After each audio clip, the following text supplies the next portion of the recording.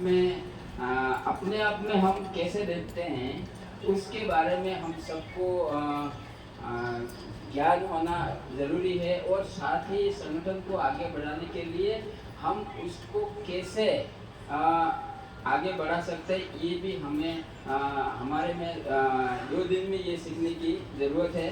साथ ही हम वर्तमान परिप्रेक्ष्य की जहाँ बात करते हैं और ये विविध जो नीतियाँ हैं उसमें दिनों दिन जो बदलाव हो रहे हैं, तो उन बदलावों के लिए हमारे संगठन की क्या रणनीति होगी, क्या ढांचा होगा, और साथ में हमारे जो इसमें जो विचार हैं उनको हमको सबको सामूहिक रूप से साझा करने का प्रयास हम 2 दिन में करने वाले हैं। तो हमारे बीच में पधारे हुए हैं जो मेहमान, जो हमें आज यहाँ इस संगठन की जो दशा और दिशा को आगे बढ़ाने के लिए हम क्या करेंगे उसके बारे में हमें अच्छी तरह से सीखना है। और इसके साथ ही आगे बढ़ते हैं तो ये वर्तमान परिप्रेक्ष्य में जो ये विभिन्न जो नीतियाँ आ रही हैं जिससे हमारे जो मजदूर लोग हैं जो किस रूप से प्रभावित हो रहे हैं और उनके प्रभाव को लड़ने के लिए हमारी क्या रणनीति होगी, तो उसके बारे में भी हम सर से सीखेंगे। ये 2-3 जो मोटे उद्देश्य हैं उसके बारे में हम इस 2 दिवसीय कार्यशाला में हम अच्छा सा ज्ञान देके और हमारे संगठन को मजबूत बनाने का प्रयास करेंगे और हमारे दोनों संभागों के क्षेत्र में मजदूर भाइयों के मदद करने में हम सहयोग करेंगे। धन्यवाद। धन्यवाद हीरालाल जी। मैं भगवत जी से आग्रह करूंगा कि इसको समेट दें, थोड़ा शॉर्ट में रखें, ज़्यादा लंबा।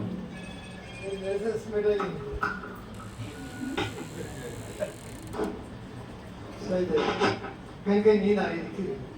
मजदूर एकता जिंदाबाद। ये आवाज जयपुर और दिल्ली तक नहीं जाएगी।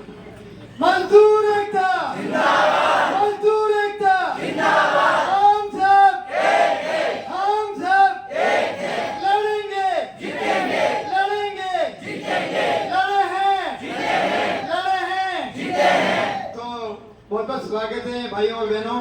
और हमारे जो सर आए हैं प्रकाश जी सर, इनका भी हार्दिक आरंभ की ओर से स्वागत है, क्योंकि भाई साहब ने सारी बातें तो बता दी, लेकिन मैं उदाहरण तौर पे बता रहा हूँ कि 2007 में करीबन ये आजीविका ब्यूरो जो संस्था आई थी, इन्होंने हमें जीना और किस तरीके से जीना वो सिखाया है। तो उसी को लेकर के हमारे पास में हमारे जो मजदूर वर्ग के मजदूर कहने में भी बड़ा शर्माता था। हमारा एरिया ऐसा है, जंगलों में पूरे बसे हुए हम लोग, शिक्षा का अभाव भी था, लेकिन मजदूर को कहने में भी बड़ी शर्म आती थी। तो हमारा कोई कारीगर या ठेकेदार या मालिक कोई पैसा खा जाता किसी मजदूर का, तो वो चुप्पी छाते रहता था, क्योंकि वो कहीं अपनी आवाज़ उठा नहीं सकता था, कहीं बात नहीं कर सकता था। इसी को लेकर के जब इस संस्था ने हमें धीरे धीरे तैयार किया, 5 से 4 बने, 4 से 6 बने, ऐसे करते करते मोहन जी सर यहाँ पे मौजूद हैं, सबसे पुराने हैं, हमारे सीनियर हैं। इन्होंने आकर के हम गांव में और ढाणी में एक भजन के माध्यम से, अब तो बिजली हो गई है, अब तो सब कुछ सुविधा हो गई है, सड़क हो गई है, लेकिन पगडंडियों पे जाकर के रात के अंधेरे में जाकर लालटेन लेकर के ताकि के लोगों को बोलते कि हम भजन बोलने के लिए आए, भजन कीर्तन करने के लिए आए, ऐसे करके लोगों को इकट्ठा करते हैं और अपने मजदूरी के बारे में उनको बताते हैं। और ऐसे प्रवासी कार्ड भी बनवाए, जो हमारे भाई बाहर जाते थे वो भी हमारे हम लोगों ने बनवाए। और ऐसे करते करते समूह का रूप का एक अम्ब्रेला होता है, छतरी होती है, जो छतरी उसकी 12 तारी होती है, तो उसमें अलग अलग नाम रखा गया कि जैसे बजरंग संगठन, बजरंग समूह या महादेव समूह, ऐसे करते करते जब आकार हमारा बड़ा हुआ सभी जगह से, तो हमने एक अम्ब्रेला का रूप धारण करके उसको अरावली निर्माण सुरक्षा संगठन के नाम से हमने संभागीय स्तर पर उसका नाम रखा। और उसने हमने पहल भी करते हुए हमने हमारे पंचायत स्तर पे, ब्लॉक स्तर पे और जिला स्तर पे, उसके अलावा हमने जिला स्तर से लगा के राज्य स्तर भी पहुंचे, और अब तो हम स्टेट लेवल मतलब यानी कि राष्ट्रीय स्तर पे भी पहुंचे, हमको मौका मिला है। हम आपसे प्रकाश से भी यही निवेदन करेंगे 2 दिन की कार्यशाला में कि हमें और आगे बढ़ने का सुझाव दिया जाए और हमें सिखाया जाए, ताकि हम आगे जाकर के भी आगे बढ़े, हमें कदम से कदम मिला के। जय हिंद, जिंदाबाद। धन्यवाद तीनों साथियों को। गोविंद जी ने संगठन की यात्रा को भी बताया और भगत जी ने भी इसमें जोड़ा कि पूरा संगठन किस तरीके से अपनी इस यात्रा को आगे बढ़ा रहा है। साथ ही जो भी उद्देश्य जो संगठन समझ रहा है आज की तारीख में कि हम किस उद्देश्य से बैठे तो उसको भी बताने का प्रयास किया। तो मैं आगे की कड़ी में संतोष सर से आग्रह करूंगा कि वो आए और ठाकुर सर का विस्तृत परिचय भी दे और संगठन का जो संदर्भ है उसको आगे बढ़ाए। Disconnecting wireless device. जिंदाबाद साथी।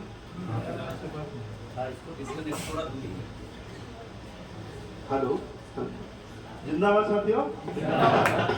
तो सबसे पहले तो धन्यवाद गोविंद जी ने, बाबा जी ने, हीरालाल जी ने काफी संगठन का एक तो जी से बात हो रही थी तो ये बता भी रहे थे मुझे थोड़ा संगठन के बारे में और समझना भी है।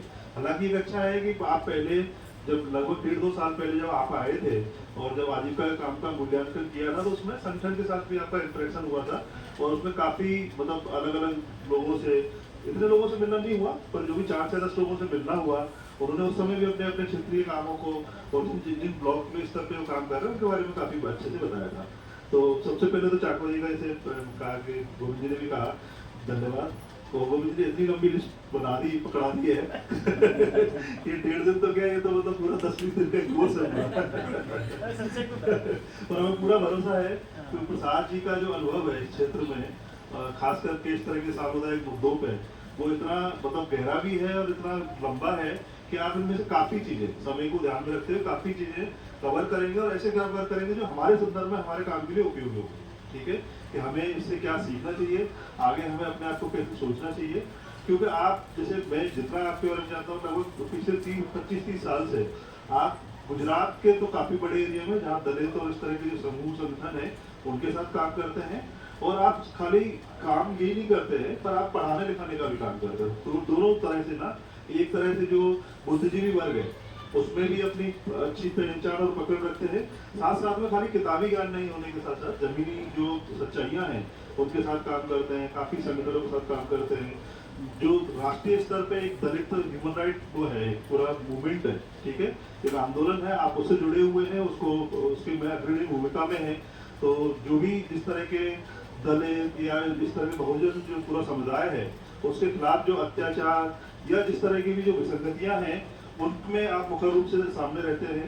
ठीक है, और पूरे देश भर में जहाँ पे भी इस तरह की जो चीजें हैं उनका बाकी लोगों का नेतृत्व भी करते हैं उन चीजों को नीतिगत तौर पे भी, और जो जो जमीनी स्तर है उस पर भी क्या हो सकता है उस सब चीज के लिए आप काम करते हैं। तो अच्छा है कि हमारे साथ आप 2 दिन है, लगभग 1.5 दिन है आज का, अभी से और कल का भी सुबह का जो समय रहेगा दोपहर तक का लगभग आप हमारे साथ होंगे जब तक कार्यशाला है।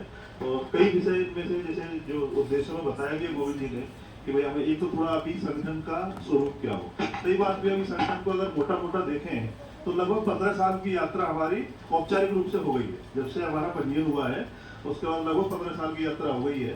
तो 15 साल में क्या किया वो तो एक अच्छा विश्लेषण है ही, पर आगे के लिए अगले 5 साल अगले 10 साल हमें कैसे रहना चाहिए, और खास करके जो वर्तमान परिप्रेक्ष्य है जहाँ पे श्रमिकों की आवाज के लिए कितना स्थान है, जहाँ पे दलित और बहुजन समाज की जो आवाज है उसके लिए कितना स्थान है, उसमें हमारे रणनीति क्या होनी चाहिए। क्योंकि ऐसा संघर्ष कभी खत्म नहीं होता है पर संघर्ष का स्वरूप जरूर बदलता रहता है, और वो अगर हम नहीं देखें समय समय पे, अगर हम उस चीज को वो नहीं करें तो फिर हमारी चीजें क्या है कि लड़ाइयाँ मुद्दे बने रहेंगे पर हमारी लड़ाई सही दिशा में नहीं जा पाती है। तो अगर हम ये जैसे परिस्थिति बदलती है, जैसे परिप्रेक्ष्य बदलता है, उसके अनुसार हम अपने कामों को, अपनी रणनीति को, अपने तौर तरीकों को नहीं बदले तो शायद वो हम पीछे रह जाते हैं। ठीक है, तो वो सही मतलब हमारे लिए समय भी होता है और अच्छा है कि प्रसाद जी हमारे साथ में इन चीज़ों को करेंगे। तो अभी का जो विषय भी है, जो अगला सत्र है, इसी के साथ में थोड़ा ऐसा है कि हम संगठन हमारा कैसा होना चाहिए। ठीक है, हम अपने आप को संगठन के रूप में कैसे देखते हैं, तो थोड़ी चर्चा का ही वो रहेगा। प्रसाद जी इसमें जरूर डेफिनेटली आगे जोड़ेंगे। तो मैं जो शुरुआत कर रहा हूँ तो मैं थोड़ा अब एक आपको जैसे आपके नाम सामने जब भी संगठन का नाम आता है तो आपके दिमाग में क्या आता है, कैसी पिक्चर है, कैसी तस्वीर आती है, या क्या विचार आता है? जब हम संगठन की बात करते हैं तो उसे क्या समझते हैं? ये बोलने वालने का ही रहेगा। कई लोग क्या करते हैं कि ये कहते हैं हमसे पूछ कर हमें बता गए। तो आप ये मानो पढ़ाने वाला कोई नहीं, यहाँ पे याद कराने की चीजें हैं। ठीक है, जो आप सब पहले से जानते हैं पर उसको कैसे थोड़ा संकलित करके उसको एक ढांचे में रखना है, वही एक तरीका होता है। और आई थिंक वो सीखने का ज़्यादा सरल तरीका और अच्छा तरीका होता है, जो याद रखते हैं हम कि वो जो हम अपनी चीज़ें हैं उसे जोड़ पाते हैं। ठीक है, तो थोड़ा बोलेंगे तो अच्छा रहेगा, पर बोलते चलते ही सतत चलेगा। तो जब भी हम संगठन की बात करते हैं, जैसे मान लो हम पंखे की बात करते हैं, तो हमारे दिमाग में क्या आता है? पंखा कैसा होता है? ठीक है, एक तो मिलजुल के काम करते हैं सभी, एक से ज्यादा लोग, उसको संगठन कहते हैं।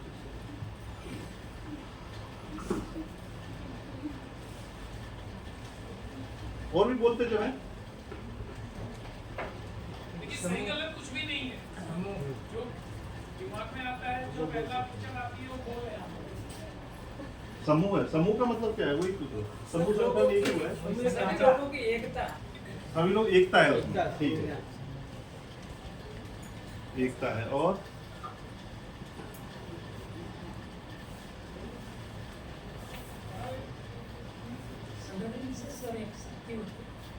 शक्ति होती है, है जी? हाँ हाँ, तो एक से ज्यादा लोग हैं जो एक चीज का समर्थन कर रहे हैं। हाँ हाँ, तो उसमें फिर एकता है तो ताकत भी है ना?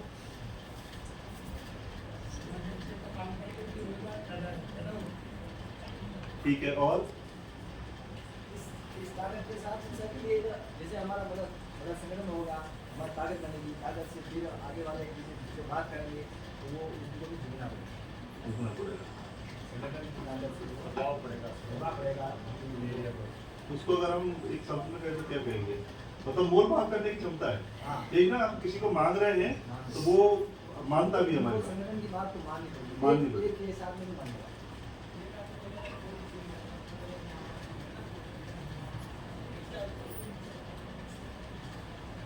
संगठन को हम हमारे हिसाब से ये समझते हैं कि हमारे पास बहुत बड़ा पावर है।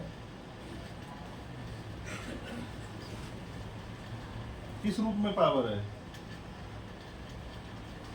चाहे मजदूर के साथ अत्याचार नहीं, हो, या मजदूर के साथ में कोई सरकार अत्याचार से हो तो रहा, बिजली, पानी, बिजली, सड़क जो भी योजना है, अपने हक अधिकार को लेकर के भी उद्योग नहीं मिले तो फिर हमारे संगठन के मार्फत हम उनको प्रभाव डाल, मतलब उन पर दबाव डाल के काम को करवा सकते हैं। अलग तरह दबाव समूह भी है। हाँ, संगठन के मार्फत से तो सरकार को प्रभाव पड़ेगा। समाज के अंदर ऐसी चीजें आती है, महिला हिंसा होती है, उसके हम संगठन के मार्फत उसको न्याय दिलाते हैं, तो यहाँ पर मिलती है। ठीक है, संगठन ये भी काम करता है, कोई आदमी दबा हुआ है, जैसे कमजोर है, सुनते रहिए आप। हाँ। जैसे कोई कमजोर है, कोई दबा हुआ आदमी, उसे ऊपर उठाने का काम, उसका सहयोग भी संगठन करता है। तो मतलब सबको बराबर समान मौका, समान अवसर देने की बात है ना? या जो ऐसे लोग हैं जो आमतौर पर नहीं बोल पा रहे हैं, उनको भी सही मंच देना।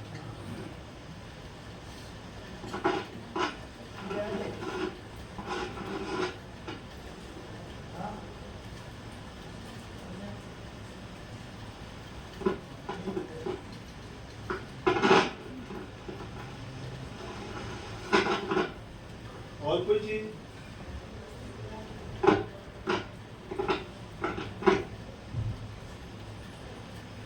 संगठन लड़ सकते हैं तो दलित, शोषित, मजदूर की हक अधिकार की लड़ाई लड़ सकते हैं, वैसे निधन खड़ा कर सकते हैं। लीडर खड़ा कर सकते हैं। ठीक है, मतलब उसमें संगठन है तो कोई ना कोई लीडर भी होगा। जी, संगठन ऐसा सकते हैं जो अपने लीडर को खड़ा कर सके, मजदूर के हक अधिकार की लड़ाई के लिए आगे अग्रसर कर सकते हैं।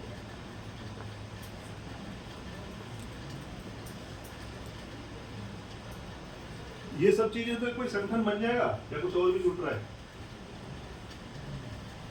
अगर किसी जगह पे सब चीज मिल जाए तो वो संगठन बन जाएगा है? और सोचना पड़ेगा क्या? जैसे लोगों को जोड़ना, मतलब ज्यादा लोग होंगे तो ही संगठन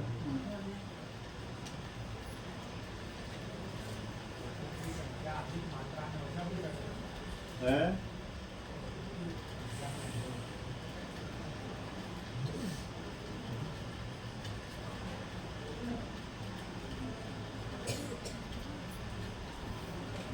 तो मान लीजिए कहीं पे 200 लोग इकट्ठे हैं और वो दबाव भी बनाने में सक्षम है किसी चीज़ के लिए, ठीक है। और बाकी अपने आपस के जो 200 लोग हैं उनको सब अवसर भी दे रहे हैं, एकता भी दिखा रहे हैं, उनका कोई नेता भी है तो संगठन होगा क्यों, करके कम